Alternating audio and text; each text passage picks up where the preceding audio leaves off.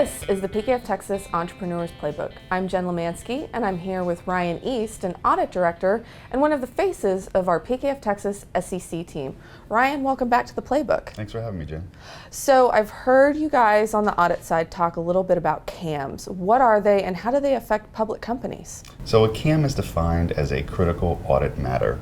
The PCAOB issued an amendment to AS 3101, which is the literature that governs what an auditor is required to include in an audit opinion of public companies. So the amendment actually adjusted what will be now seen in public company audit opinions.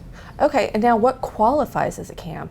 So a critical audit matter is any matter arising out of the audit of financial statements that affect statements. Those statements are the disclosures that require significant auditor judgment because of the complexity of the nature. And the other part of the definition is that these items were either discussed with the audit committees or required to be discussed with the audit committees.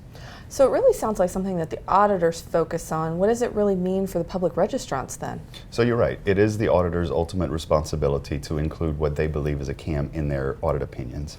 And just as a quick side note, the SEC has issued lots of staff guidance directing auditors what could or could not, qualify as a CAM. The part where the public company management and audit committees come in is that because most of this is effective for our public companies for 2020, for the size of public companies that we work with, the audit opinion is going to be different. And the auditors are responsible to include that information in those opinions, but management and the audit committees of those public companies clearly don't want to be blindsided with information that they were not aware is going to show up in their financial statements in the current year.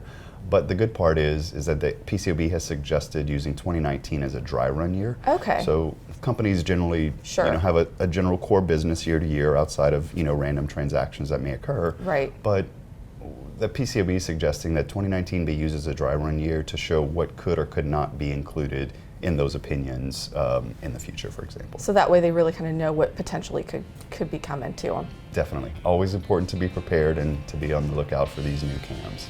Thanks, Ryan. We'll get you back to talk a little bit more about items relating to public companies. Sound good? Absolutely.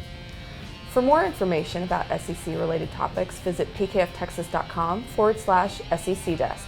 This has been a Thought Leader production brought to you by PKF Texas, the Entrepreneur's Playbook. Tune in next week for another chapter.